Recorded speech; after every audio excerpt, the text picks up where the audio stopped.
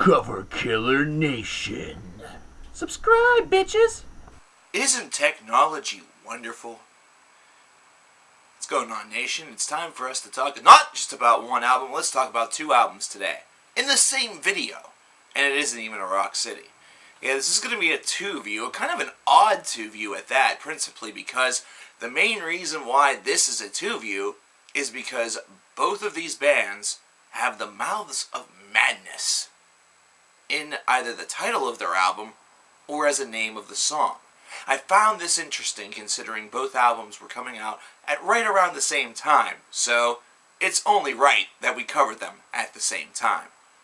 First, let's start with Howl with their new album BLOODLINES. Now, this is a band that has gotten a lot of attention and a lot of hype since their first album, Full of Hell, came out a couple of years ago. However, it escaped the hot seat here on the coverkillernation channel, so it's definitely time for these guys to get their due. After their successful first album that attracted a lot of fans, they have teamed up with the legendary producer Zeus in order to produce this album, and the result is definitely a polished affair, but it's definitely filled with damaging, muddled, hell-spawn riffs, which is definitely kind of a nice touch. The vocals and some of the structure remind you a lot of a fuzzy Mastodon or something even deeper, darker, and more sinister. So the whole combination, along with sweet freaking album cover that reminds you something straight out of the Baroness playbook, really makes for a nice combination. Everything really just feels right whenever you look at this album, and everything sort of just feels right whenever you listen to this album. You kind of feel like you're right at home if you like bands such as, Mastodon, if you like bands such as Baroness, though not as much with the Baroness than the Mastodon. Red Fang is probably a great contemporary, although Red Fang even is a little bit more slated towards the side of conventional and not as muddy as this beast.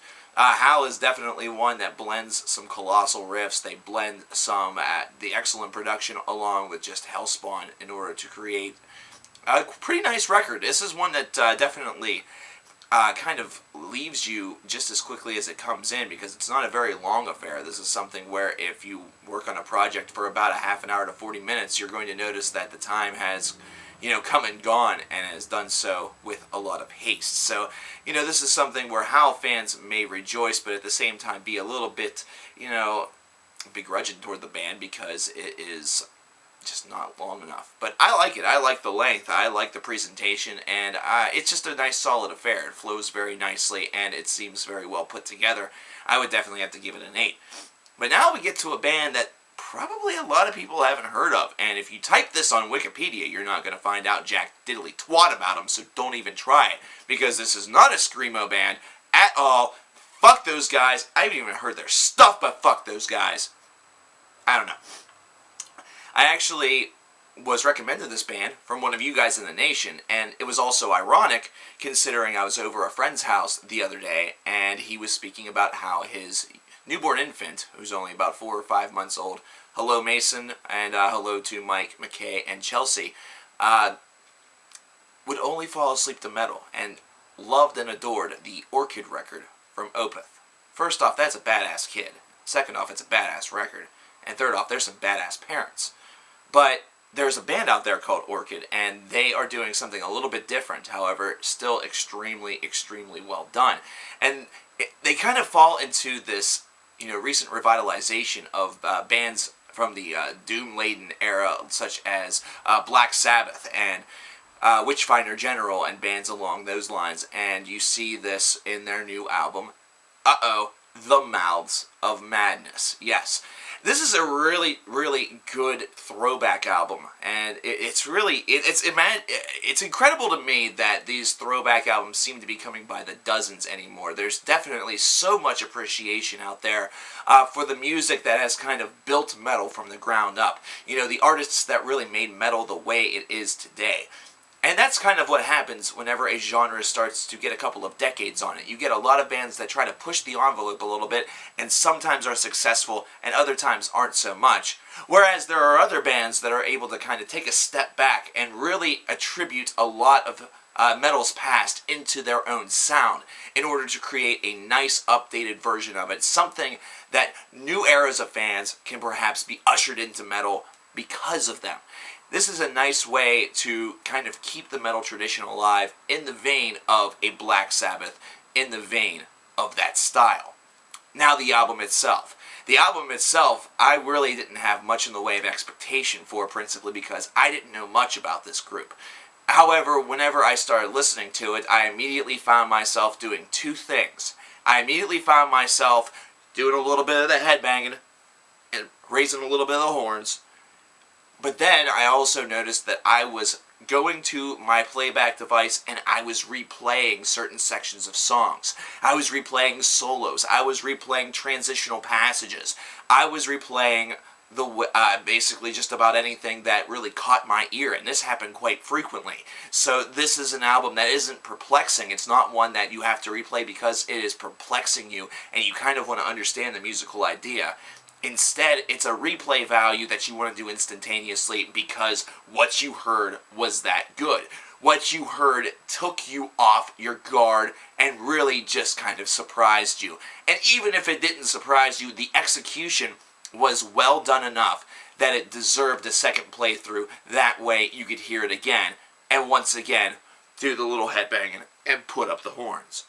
This is one of those surprises that kind of, you unearth and listen to just for the, living shit of it, and you end up really loving it, and it ends up becoming a really critical part of your development. And this is an album that has really been on the spin list here at the coverkillernation studios for the past couple of days. It's something I just can't get enough of. It's really, really good stuff. And these guys are still young also. This is only, I believe, LP number 2, and they also have a couple of EPs to go along with those LPs, you see. And it's really, really awesome to see how this band is able to incorporate that throwback style and also really feel fresh here in the year 2013 and really seem as though they are ready to break out. This is a band that definitely needs to break out of the who the hell are they mold. This is a band that would be perfect alongside Ghost on a tour. It would be a very interesting combination, but there would be plenty of worship from the 1970s and some forward in order to really incorporate a fantastic show, and Orchid would make just a boatload of new fans, and the show would just be spectacular.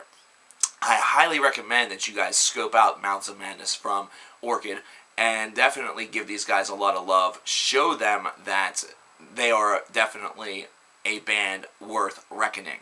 Now, the only thing that I will say about this album that may turn some people off is the vocal style. But here's the thing. A lot of times, whenever vocal style is, negative, it's because the vocalist isn't, honed in very well or very trained.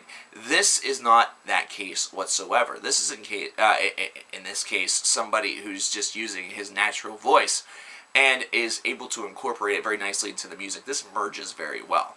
So the whole experience feels complete. The whole experience feels very solid and fluent. So I really, really like this record. I actually would rate it a little bit higher than the Howl. I would probably give it about an 8.25. And I definitely recommend this to a lot of people because this is a group that has the potential to really be the breakout artist of the year here on the Cover Killer Nation channel. This is, this album really is that surprising and takes you off guard just really that much.